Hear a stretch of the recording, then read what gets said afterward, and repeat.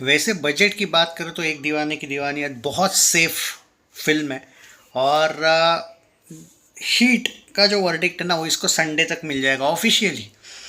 क्योंकि जब आपका बजट कम होता है तो आपको टेंशन नहीं होती है, पर फिर भी कभी कभी ऐसा होता है कि बहुत से लोग ड्रॉप को लेके बात करते हैं, भाई ड्रॉप बहुत डेंजर दिख रहा है। अब थामा के भी कुछ लोग बात कर रहे थे जो थामा के फ़ैन है। मैंने उनको समझाया कि जो अभी ग्लीच आ रहा है, साइट पे ग्लीच चल रहा है, तो आपको अगर लग रहा है कि भाई सैकनिल कम दिखा रहा है तो आप थोड़ा सा ट्विटर विटर फॉलो किया करो, वहाँ पे आपको ऑफिशियल कितना कलेक्शन हुआ है दिख जाएगा। ओके, तो इसका भी आपको वो 9 बजे तक का जो कलेक्शन है ना वो कम देखने को मिल रहा होगा। आपको लग रहा होगा कि उतना ही कलेक्शन हुआ है, आप लोग बोलोगे भाई ये 3-4 घंटे से ऐसा ही दिख रहा है। तो 3-4 घंटे से ऐसा ही दिख रहा है तो इससे ही आपको समझ में आना चाहिए कि कुछ तो गड़बड़ है, ग्लिच चल रहा है, कलेक्शन कम नहीं हुआ है।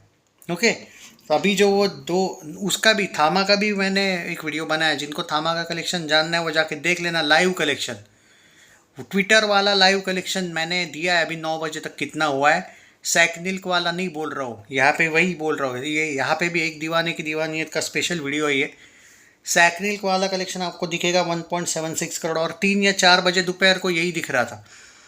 तो क्या बाद में क्या 5 घंटे से फिल्म चल ही नहीं रही है क्या? ऐसा नहीं है, वो ग्लिच चल रहा है साइट का। ट्विटर की अपडेट भी दूंगा कि ट्विटर पे अभी कितना दिखा रहा है। जैसे थामा का ट्विटर पे कितना दिखा रहा था वो मैंने वो वाले वीडियो में डाला है। तो जो लोग थामा का कलेक्शन जानना चाहते हैं वो जाके देख लेना 9 बजे तक कितना हुआ है। एक दीवाने की दीवानियत का भी मैं वही बता रहा हूँ। इशू ये है कि सुबह का ऑक्यूपेंसी देखने को मिल रहा है 10% का, आफ्टरनून डायरेक्ट 22.69% का जंप मारा है। अब इतना बड़ा जंप मारा तो कलेक्शन ऑटोमेटिक रुक कैसे गया होगा। और इवनिंग का ऑक्यूपेंसी 0% क्यों दिखा रहा है? क्योंकि वो ट्रैक नहीं किया इन लोगों ने। ओके, दोनों फिल्मों का ये हुआ है, और इनफैक्ट दोनों फिल्मों का नहीं, सैकनिल का प्रॉब्लम चल रहा है।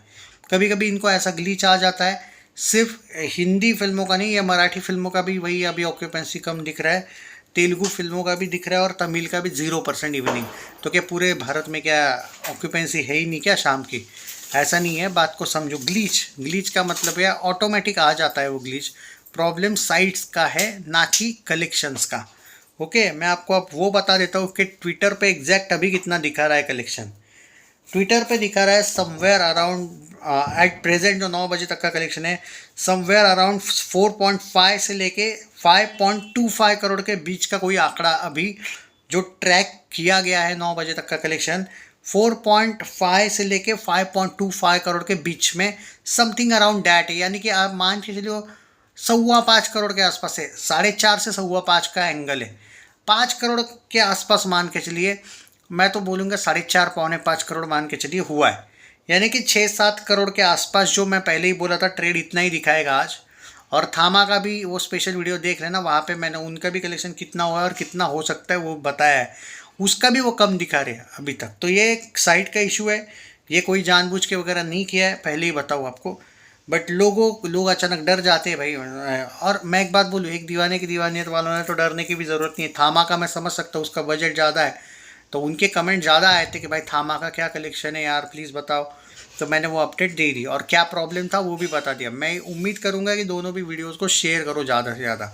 एक दीवाने की दीवानियत वालों को यही बार बार क्यों बोल रहा हूँ, क्योंकि आपका बजट कम है, आपको डरने की ज़रूरत ही नहीं है।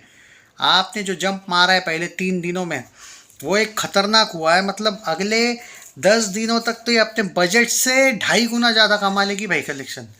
It will be a super hit eight box office. तो आपको तो बिल्कुल कतई डरने की बात नहीं है। अब बात करते हैं कि मुंबई का ऑक्यूपेंसी आज का क्या है। बहुत ज़बरदस्त ऑक्यूपेंसी देखने को मिला है आफ्टरनून का। मॉर्निंग था 9%, आफ्टरनून डायरेक्ट 19% हुआ। और कुछ जगह पे मुंबई और दिल्ली में इसके शोज बढ़े हैं कल की तुलना में। दिल्ली की बात करें तो 12% का ऑक्यूपेंसी डायरेक्ट आफ्टरनून 23% गया।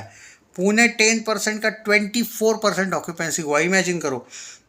बेंगलुरु 8% का 15%, हैदराबाद का इक्वल था 8% का 8%। 5% का 14% ऑक्यूपेंसी कोलकाता में देखने को मिला है। अहमदाबाद का जंप तो देख लो, 9% का direct 37% jump. It's outstanding. Chennai में सुबह के शोज नहीं है, 22% आफ्टरनून ऑक्यूपेंसी। सूरत 8% का 25%, जयपुर 17% का 30%, चंडीगढ़ 10% का 16% ऑक्यूपेंसी, भोपाल 6% का 16% ऑक्यूपेंसी, लखनऊ 17% का 33% का ऑक्यूपेंसी है।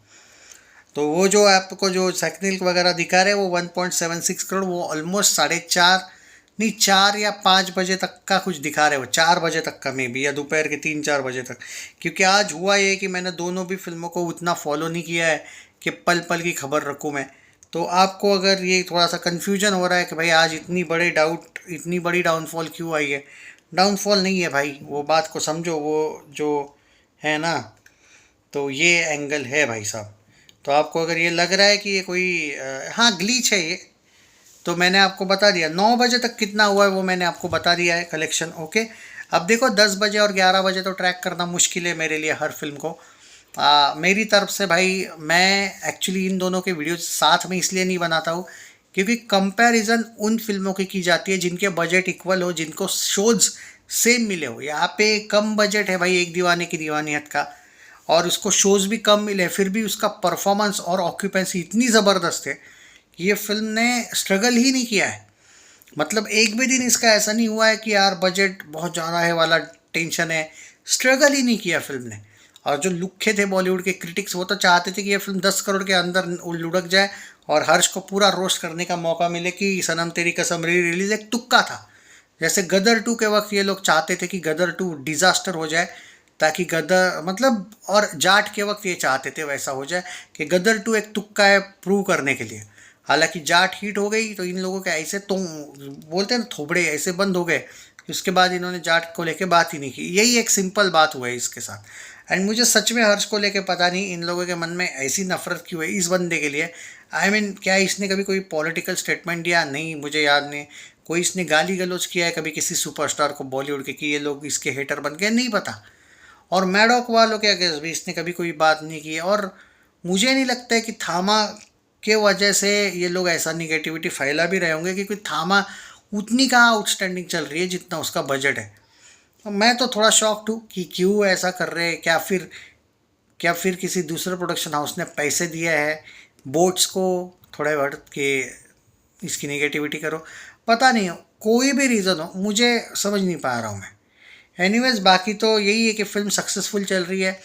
आज का कलेक्शन 6 करोड़ के आसपास आना तो चाहिए, 5.5 कंफर्म लग रहा है, 6 करोड़ के आसपास आना तो चाहिए। मुझे तो भाई जो मैंने अभी अपडेट दिया है वो ट्विटर से दिया है, इसलिए मैं बोलता हूँ ट्विटर को फॉलो करो। सैकनिल के एक अलग टाइप की साइट है भाई, उसको फॉलो करना है तो करो, वो बात नहीं है। बट वो आपको ऐसा जब ग्लीच आ जाता है तो देख लो, आपको डरा देती है ना सैकनिल भी। तो यही एक प्रॉब्लम है, बाकी कुछ नहीं। चैनल सब्सक्राइब नहीं किया तो कर लीजिए। और वो जो ग्लीच है यार, वो कोई वैसा कलेक्शन इतना कम हुआ नहीं है। वो 10 नहीं, 10 बजे शायद हो जाएगा ठीक, या फिर हो सकता है सुबह कर देंगे वो लोग से ठीक सब कुछ। टेक केयर, शेयर करो वीडियो भाई, लोगों को पता नहीं है चीज़।